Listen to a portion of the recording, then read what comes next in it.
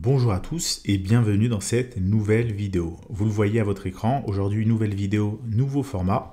On va tester quelque chose de nouveau où je vais vous faire cette vidéo tuto en vous expliquant les choses et en même temps en essayant d'écrire au fur et à mesure pour que ce soit un petit peu plus sympa à suivre. Alors aujourd'hui, j'aimerais répondre à la question suivante, comment calculer le rendement moyen, qu'il soit mensuel ou annuel?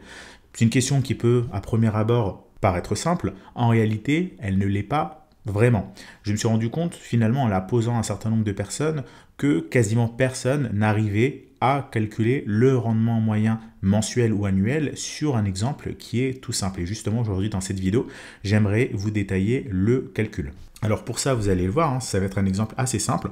On va tout simplement supposer qu'on a le prix du Bitcoin au 1er janvier 2022. Un mois après, il perd moins 20%. Donc le Bitcoin perd 20% en janvier. Alors là, j'écris rapidement, donc évidemment, j'écris un peu mal, mais c'est pas grave. Le plus important, c'est surtout d'écouter ce que je dis, pas forcément de lire. Et en février, il perd moins 30%. Donc, on a un Bitcoin qui perd moins 20 en janvier, moins 30 en février. La question que je vous pose est toute simple. Quel est le rendement moyen mensuel du Bitcoin sur ces 2 mois? Je vous laisse mettre la vidéo en pause si vous voulez, faire le calcul de votre côté. Ça vous permettra de savoir si finalement vous connaissiez déjà la réponse ou pas, si vous allez avoir le bon résultat. Donc vous pouvez mettre la vidéo en pause et ensuite je vais y répondre directement. Alors, la réponse, vous en doutez, ça n'est pas moins 25%. Instinctivement, on se dit que le Bitcoin a perdu moins 20 et ensuite il a perdu moins 30 sur 2 mois. Moins 20, moins 30, ça fait moins 50. Moins 50 divisé par 2, ça fait moins 25. Donc, on serait tenté de dire que le rendement moyen mensuel du Bitcoin sur ces 2 mois est de moins 25%. Alors évidemment, ça n'est pas la bonne réponse. Et on va essayer tout simplement de démontrer pourquoi ça n'est pas la bonne réponse. Et ensuite, je vous donnerai la bonne formule. Alors déjà, si au 1er janvier 2022, on commence avec un capital, on va dire de 100 euros.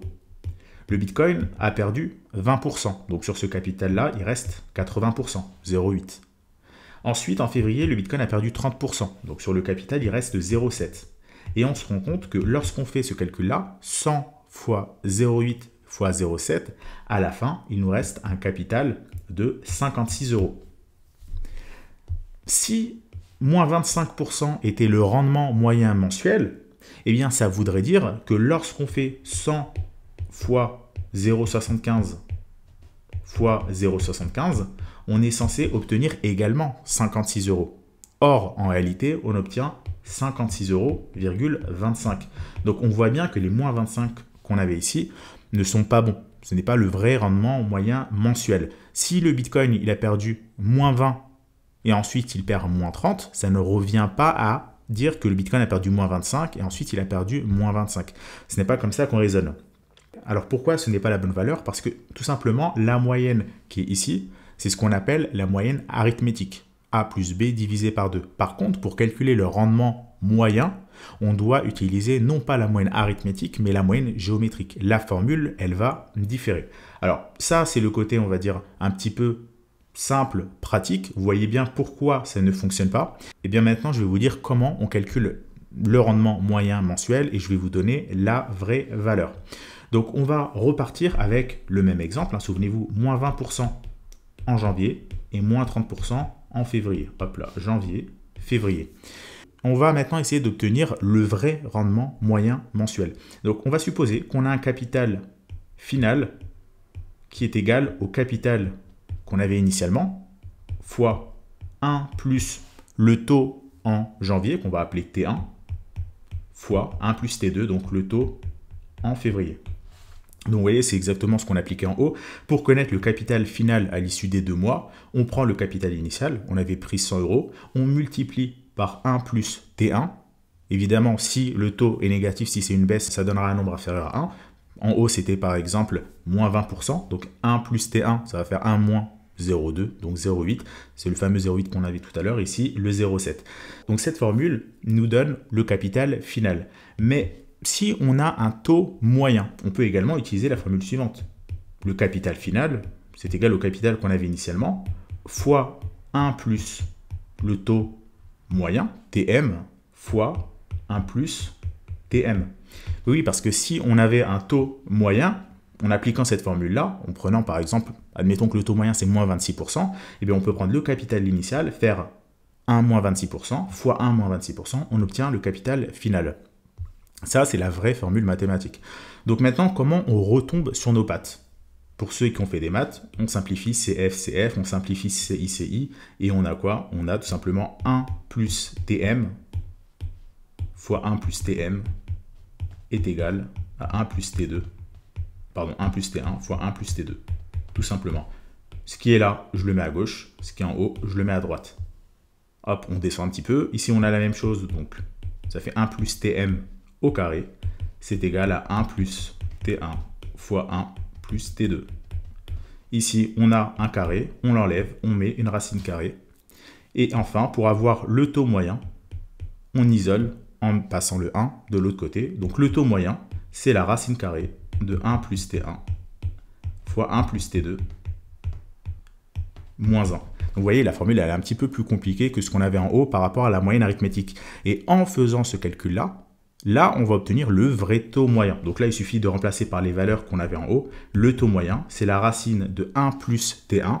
On avait vu tout à l'heure que T1 valait moins 20%, donc ça ferait 0,8 fois 1 plus T2, donc 0,7. Donc 0,8 fois 0,7 moins 1.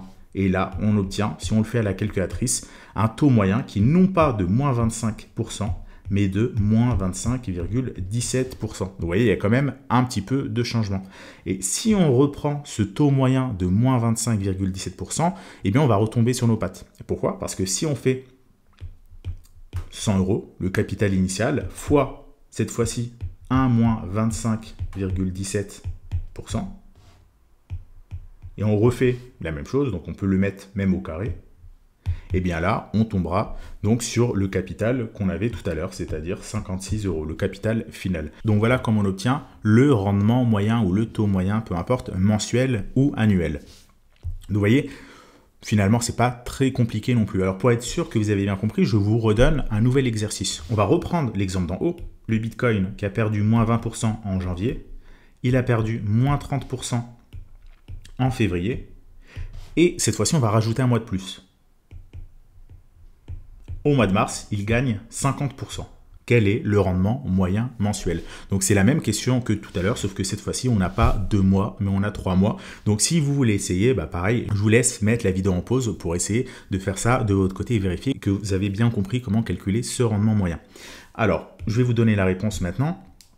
Vous vous en doutez, cette fois-ci on ne peut pas faire moins 20, moins 30, plus 50. On l'a fait tout à l'heure. C'est pas comme ça qu'il faut faire, justement.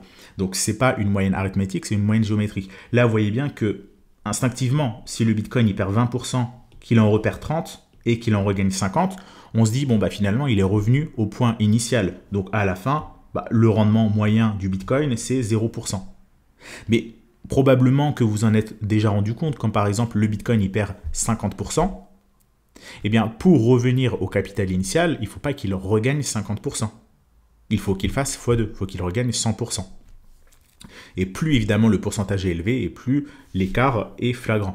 Donc, évidemment, si on perd moins 20, moins 30, et qu'ensuite on regagne plus 50, on ne peut pas revenir à là où on était avant. On est forcément sur un rendement qui est légèrement négatif. Et donc, la bonne valeur n'est forcément pas 0%, c'est moins 5,65%. Donc la formule, c'est quasiment la même que celle que je vous ai donnée tout à l'heure. Souvenez-vous, tout à l'heure, on avait 1 plus T1 fois 1 plus T2 est égal à 1 plus Tm au carré. Donc là, on refait la même chose, on isole le fameux Tm, sauf qu'on n'a pas 2 mois, maintenant on a 3 mois. Donc c'est 1 plus T1 fois 1 plus T2 fois 1 plus T3. Et donc là, égale 1 plus Tm, non pas au carré, mais au cube. Et donc là, on isole, c'est la même chose, on enlève le cube ici, on prend la racine cubique, on fait moins 1 et on obtient le Tm, la valeur donc que je vous ai donnée un petit peu plus haut, moins 5,65%. Donc voilà, tout simplement, pour cette vidéo, comment calculer le rendement moyen mensuel. Si c'était un rendement moyen annuel, on ferait la même chose pour des années. Mais dans tous les cas, ce qu'il faut retenir dans tout ça, et vous l'avez probablement remarqué avec les cryptos, lorsqu'on perd 20% et qu'on regagne 20%, on ne revient pas à 0. Lorsqu'on perd 50 et qu'on remonte de 50, on ne revient pas à 0. Là, c'est pareil, lorsqu'on perd 20 et on repère 30 et qu'on regagne 50, on ne revient pas à 0. Si on revenait à 0, effectivement, on pourrait faire l'addition, la soustraction, la moyenne classique. Or, ce n'est pas le cas. Et maintenant, on va conclure cette vidéo pour ceux qui sont vraiment fans des maths et qui veulent aller plus loin. Admettons que cette fois-ci, on n'aurait pas 2 mois, 3 mois, mais on aurait n mois. Eh bien, la formule, ça serait quoi? Ça serait sensiblement la même que celle qui est ici, sauf que ça serait n fois. Donc, au lieu d'avoir 1 plus T1 fois 1 plus T2 fois 1 plus T3, c'est un produit.